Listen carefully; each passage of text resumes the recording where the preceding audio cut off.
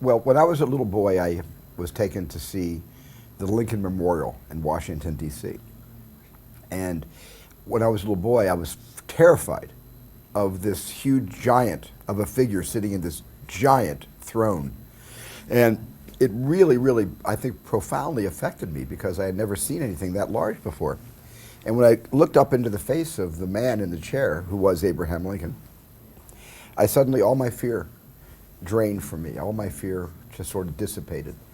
And I looked at that very kind, patient, wise, and charitable face, and I suddenly, it became an obsession. As I got older and older, I began reading everything I could about Abraham Lincoln. So I think my interest in Lincoln came based on a traumatic experience I had just as a tourist going to Washington, D.C. for the first time. So the same question. Well, I didn't know any single thing about Abraham Lincoln until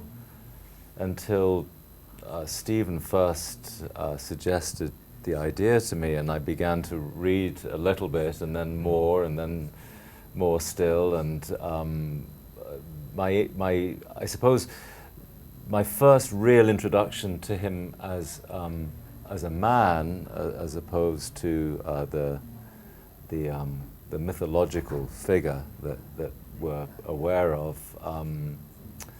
was through Doris Kearns Goodwin's book, Team of Rivals, and through Tony Kushner's script. That's when he began to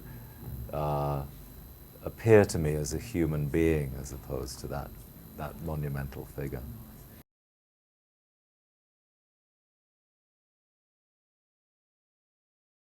Let me answer that because I don't want to know what Daniel's going to say. I'm having such a good time today. Let me just begin and end by saying it would be my greatest wish, if you said, what are your 3 wishes? I'd say, I only need one, not 3, is to work with him again. Yeah. That would be my greatest wish. I would so love it if we found something that, unfortunately for both of us, this experience has been such an important one for both of us that I think we would both be shy about diminishing that experience by trying to do anything that wasn't of equal significance to us. And where do you find something that has I know. that? Exactly. But we'll always be looking. We'll always be looking.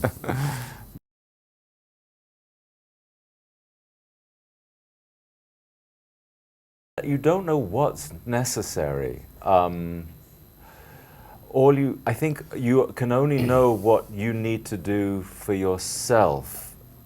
In other words, we both have entirely different jobs to do when we're telling the story. If I can't convince myself in creating an illusion for myself, there's no possibility that I can then help to create that illusion for other people. Mm-hmm. And so I choose to believe that, yes, it is necessary to attempt to go in to that extent, but I can't know that for sure. It may be quite possible that one could achieve the same thing without doing that. But it's also true that that's where the pleasure of the work is for me. Mm-hmm. It's not just an act of self-flagellation. It's just positive joy in discovery, and it doesn't really ever feel like work. It's just what we have chosen to do, and we're blessed with the ability to be able to indulge ourselves in essentially playing games our entire life, because that's what it is. Even if it's sometimes a sophisticated game, we're really just spending a lifetime playing games.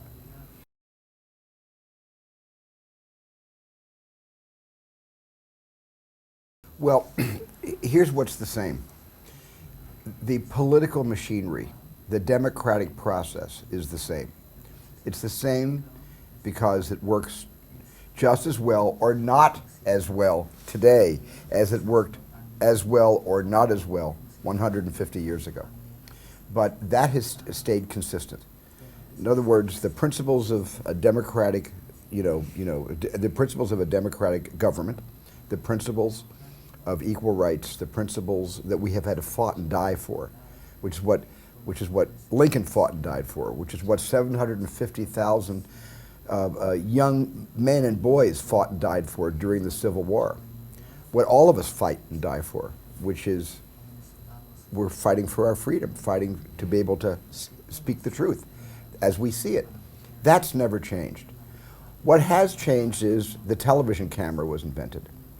And the television camera has had a remarkable change in this era. Had Lincoln had a television camera, things would have been remarkably different, I think, than they turned out. But the camera, which makes everybody very, very aware that they're being watched, and makes everybody, I guess, self-conscious about the things that they're about to say or the speech they're about to give, it's a very, very profound paradigm shift from the way things were before the invention of TV. So I would say that's the one dynamic that is the difference between the political semi-perfect system that we have today, the democratic system we have today, and the same system we had during Lincoln's presidency. No puedo acabar esta guerra hasta que logremos curarnos de la esclavitud. Esta enmienda es la cura. Hacen falta 2 síes. Lárguense y consíganlos. ¿Pero cómo?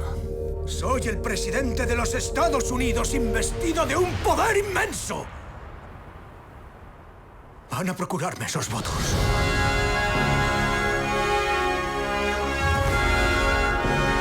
Contemporice o lo arriesga todo. La guerra habrá acabado dentro de un mes. Tenemos garantizada la derrota en la votación. ¡Péguenme un tiro! Yo voto sí. Deje la Constitución en paz.